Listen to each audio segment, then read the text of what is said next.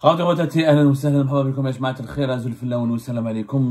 vous allez bien, j'espère que vous vous portez bien. Je pense que maintenant il faut être très sérieux, il faut être très rigoureux, il faut adresser un message clair, net et précis à M. Saïd Chengreh Abdelmajid Tebboune pour leur dire en des termes très clairs et très directs, l'heure des comptes il a sonné. Maintenant les manipulations, ça suffit, les machinations, ça suffit. On n'est pas des moutons. Le peuple algérien, c'est un peuple d'êtres humains. Ce peuple, il a le droit de comprendre et de savoir ce qui se passe au sein de l'État. L'information confirmée, l'information révélée par un journal espagnol El Confidenciel, qui est un journal très sérieux. Le journaliste qui a révélé, qui a confirmé l'arrivée en Espagne du général Nasser Al-Jan est un journaliste très sérieux. C'est d'ailleurs très proche de l'Algérie. Il a même beaucoup de sources au sein de l'Algérie. Il est même accusé par plusieurs partis marocains d'avoir des connexions avec l'Algérie. Il connaît très très bien le Maghreb. Il est considéré comme parmi les meilleurs spécialistes du Maghreb en Europe. Ignacio Sombrero n'est pas n'importe quel journaliste espagnol. C'est un journaliste espagnol rigoureux, sérieux, qui a beaucoup de sources et qui a un immense réseau au sein des services secrets espagnols comme au sein des autorités espagnoles. Maintenant, il faut absolument qu'on nous dise la vérité. Nasser Al-Jan, au départ, depuis ça, ça fait 48 heures, sur Algérie Park, nous avons émis des doutes sur la version officieuse qui nous a été avancée. La version officieuse qui nous a été avancée, qui nous a été communiquée le 21 septembre dernier, nous affirmons qu'il aurait été arrêté après avoir négocié une reddition, qui se serait rendu lui-même et qu'il est entre les mains des autorités algériennes et que sa traque a pris fin et que le dispositif militaire et sécuritaire qui a été mis en place pour encercler la capitale Alger et les 4 wilayas environnantes, à savoir Tipaza, Boumerdès, Blida et voilà, Tipaza, Boumerdès et Blida, jusqu'à même Chlef. Ce dispositif a été levé par la suite. Ils ont tout fait pour nous manipuler, pour nous faire croire que c'est bon, l'affaire Nasser Al-Jan a été enterrée, il est entre les mains de l'État, il est entre les mains des autorités, ça appartient au passé, c'est une défaillance qui ne devrait même pas susciter de débat, ne devrait même pas soulever des interrogations, alors qu'il ne s'agit pas de défaillance, il s'agit d'un scandale, d'un méga scandale de sécurité nationale. Nasser Al-Jan n'a jamais été arrêté en Algérie, on le sait maintenant. Nasser Al-Jan ne s'est pas rendu, on le sait. J'avais communiqué moi-même mes doutes, les doutes se sont avérés parce que, je suis désolé, Ignacio Sombrero n'est pas n'importe quel journaliste, il a cité des sources proches, je dis bien, des autorités du gouvernement espagnol et de la représentation gouvernementale espagnole dans la région d'Alicante. Et maintenant, si l'information elle est fausse, libre au ministère des Affaires étrangères de démentir. On ne peut pas maintenant ce silence, ce mutisme général des autorités algériennes et l'opacité dans laquelle l'affaire Nasser Al-Jan a été, dans laquelle est traitée, ou avec laquelle est traitée l'affaire Nasser Al-Jan et dans laquelle est plongée l'affaire Nasser Al-Jan ne peut pas durer. Elle ne peut pas durer. Bon, j'en ai vu Saïd Chengreh, il est parti jusqu'à Tbessa pour lancer une opération de communication, pour dire que voilà, tout va bien, que on a bien compris que c'était une opération qu'il s'agit d'une opération de communication. Saïd Chengreh s'est déplacé personnellement jusqu'à Tbessa, à la frontière de l'Algérie, dans la région de Tlijen, là où il y a eu une opération qui a conduit à la neutralisation de ces terroristes. Il y avait avec lui le général-major Nourdin Hambali. Derrière lui, on a vu le général Mahrez, le patron de la direction centrale de la sécurité de l'armée, celui qui était sanctionné et qui était absent, qui a été mis à l'écart lors de la réunion du Haut Conseil de sécurité nationale le 18 septembre 2025. Ensuite, on nous a dit qu'il a été limogé. Maintenant, Chengreh le prend avec lui à Tbessa. Donc, c'est un message, c'est une opération de communication pour dire que voilà, l'armée et le président sont unis, le système, le régime, il est uni, tout se passe dans le meilleur des mondes possibles, l'affaire Nasser Al-Jan n'a pas existé. Ils veulent nous faire croire que l'affaire Nasser Al-Jan n'a jamais existé. Donc, qu'est-ce qui s'est passé entre le 18 et le 19 septembre? Pourquoi vous avez encerclé toute la capitale Alger? Pourquoi? C'est un exercice, c'est une démonstration un exercice tactique. Il n'y a pas d'exercice tactique contre la population. On ne prend pas en otage la population pendant 2 jours. On n'emmerde pas, on ne bloque pas les accès routiers des plus importantes agglomérations du pays ou du centre du pays pour un exercice tactique. Même les pêcheurs, même les propriétaires de barques et de bateaux ont été empêchés le 18 et le 19 septembre 2025 de naviguer dans les eaux territoriales du pays ou de prendre le large ou d'aller dans la mer ou d'utiliser leur bateau ou leur embarcation dans la mer. Donc il y avait quelque chose, il y avait une alerte maximale, il y avait une panique. Et aujourd'hui, le régime algérien se comporte comme si Nasser n'a pas existé. C'est incroyable. Mais vraiment, le comportement de Chenguereha et de Tebboune, il est inédit. Ils veulent nous faire croire, voilà, il y a eu, donc ils profitent de la fête de Tbessa, l'armée elle est unie, Chenguereha il a congratulé comment on appelle ça, les militaires, la détermination de lutter contre le terrorisme, on resserre les rangs, le président Abdelmajid Tebboune vous envoie ses félicitations les plus chaleureuses. Voilà, tout est bien, Tebboune n'est pas contesté, il n'y a pas eu de tentative de coup d'État le 18 et le 19 septembre. Cette panique, elle était due à quoi alors? L'affaire Nasser-Djen, mutisme général, personne ne veut en parler, les médias algériens en sont instruits sur place de ne communiquer aucune information, une censure, une autocensure généralisée et inédite dans l'histoire du pays. Désolé d'insister sur le mot inédit parce que c'est vraiment inédit ce qui s'est passé. Maintenant, la presse, le journal espagnol confidentiel nous informe, il confirme qu'il est arrivé en Espagne. Voilà, ça peut paraître comme une évidence, mais ce n'est pas une évidence. La fuite d'un patron des services secrets, c'est une défaillance extraordinaire. C'est pas n'importe qui.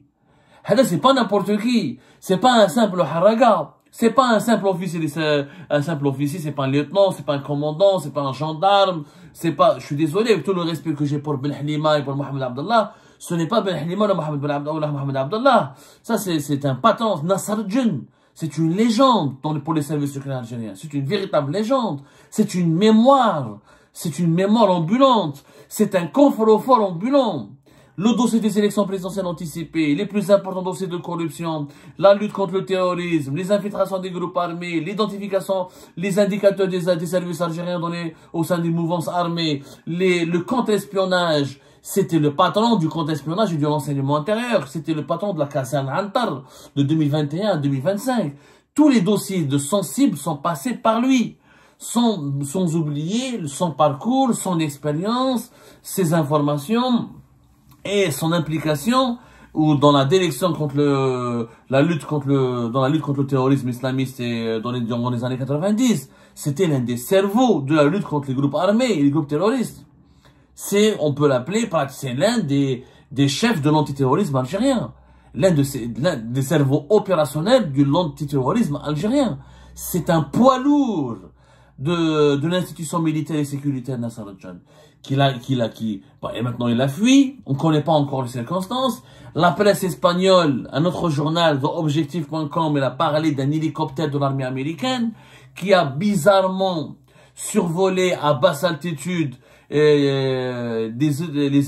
tout près dans une zone. Il a survolé pendant un temps assez long, une zone qui est très proche des eaux territoriales algériennes.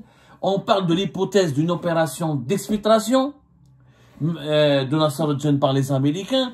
Tout ça peut paraître un film, je sais, ça peut paraître vraiment dans une série Netflix. Mais la réalité risque d'être encore plus spectaculaire et plus incroyable que tout ce qu'on peut imaginer.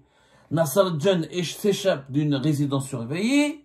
Une fois, pendant plusieurs heures de traque, 2 jours de traque ne donne aucun résultat. On a expliqué, nous, lors de nos premières émissions sur l'affaire Nasser-Djen, que Nasser-Djen, il a les réseaux, les connaissances, les alliés et l'argent pour fuir le pays. Parce que pour fuir l'Algérie, quand on est recherché, j'ai fui l'Algérie, je sais ce que j'ai fui moi-même. Mais bon, voilà, j'avais pas les mêmes problèmes que Nasser-Djen. Mais je sais ce que c'est, comment fuir un pays, comment fuir l'Algérie. Il faut avoir de l'argent, des réseaux et des alliés, et des amis, des connaissances. Nasser-Djen les a, il les connaît tous. C'est de l'argent, il en a, et on en a parlé. On a trouvé beaucoup d'espèces, beaucoup d'argent dans ses domiciles. Durant ses fonctions, il a fait des affaires, on va pas le nier. Personne ne le nie, je pense que lui-même ne va pas le nier. Il ne l'a pas nié lui-même. Et on va révéler, on est en train de travailler sur le recoupement de certaines informations concernant l'affaire Nasser-Djen quand il a été auditionné et interrogé de juillet à début septembre 2025. Il a reconnu lui-même qu'il a pris de l'argent, mais il n'était pas le seul. il a des dossiers sur les autres qui ont pris beaucoup plus que lui. Donc il a fait, lui, les commissions qu'il avait pris, que c'était assez insignifiant. Donc avec l'argent qu'il a accumulé, il a pu financer facilement une opération pour fuir le pays.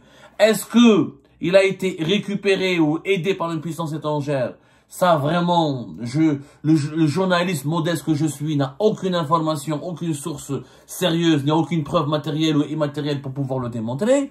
Mais il est fort possible. Aujourd'hui, il est fort possible. Vu la panique qui s'est emparée du régime algérien les premières 48 heures, c'est qu'il s'est passé quelque chose. Il y a eu quelque chose. Il y a eu quelque chose de très sérieux. Il y a eu une panique totale. Au départ, et je vous le dis, ils ont pensé à une tentative de coup d'État.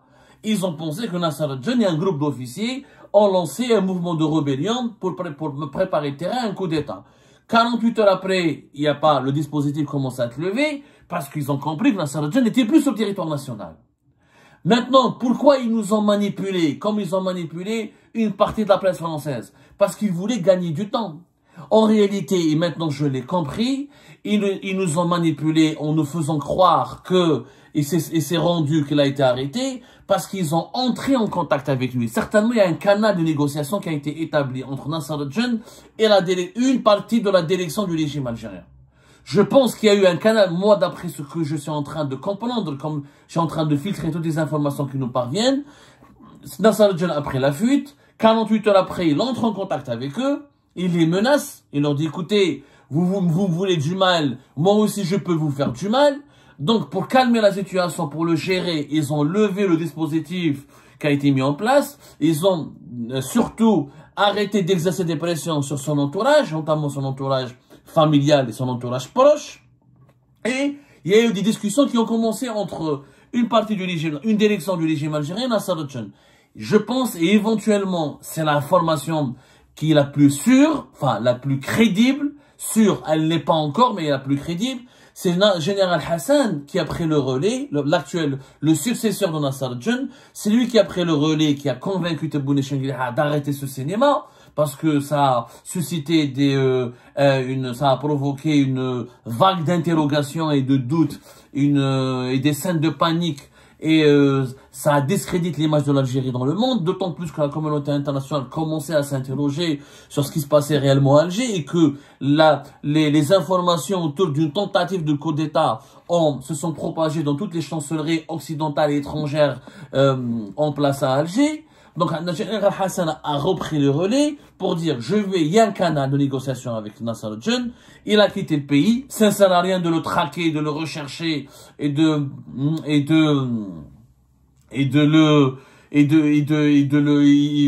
bloquer le pays, d'encercler toute la capitale et de déployer les forces militaires et sécuritaires les plus importantes autour de toutes les agglomérations où l'on soupçonne la présence de Nasser al-Din. Maintenant, on doit négocier avec lui. Il n'est pas en Algérie.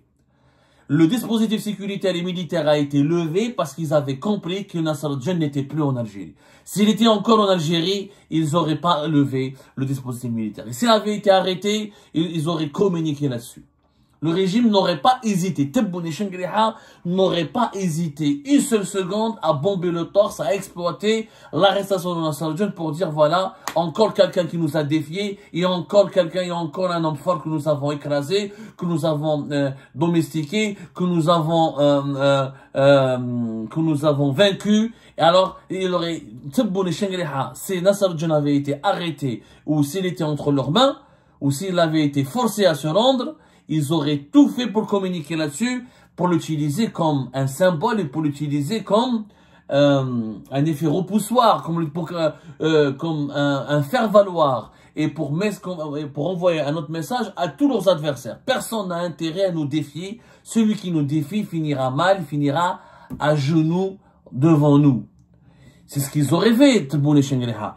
Quand on voit comment ils ont utilisé l'opération de Tbessa pour essayer de nous faire croire qu'il n'y a pas de doute, qu'il n'y a pas de division, qu'il n'y a pas de lutte de faction, comme le disait le quotidien Le Monde, qu'il n'y a pas de guerre de clans, que le régime n'a pas paniqué le 18 et le 19 septembre dernier, que l'armée est fidèle encore à Abdelmajid Tebboune, qu'elle est disciplinée, et que Tebboune, parce qu'il l'a dit très bien, Chengueleha, regardez la vidéo de Tbessa, les images de Tbessa, quand Chengueleha insiste, il parle avec un ton, Il élève la voix quand il dit le président de la République, ministre de la Défense nationale et le commandant des forces armées.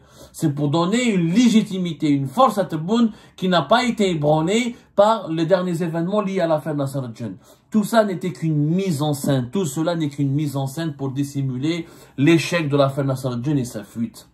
Les révélations d'Al Confidentiel ont finalement saboté le plan de manipulation du régime algérien. Les Espagnols et Ignacio Sombrero, qui a d'excellentes sources au sein des services de l'enseignement espagnol, ont fini par provoquer et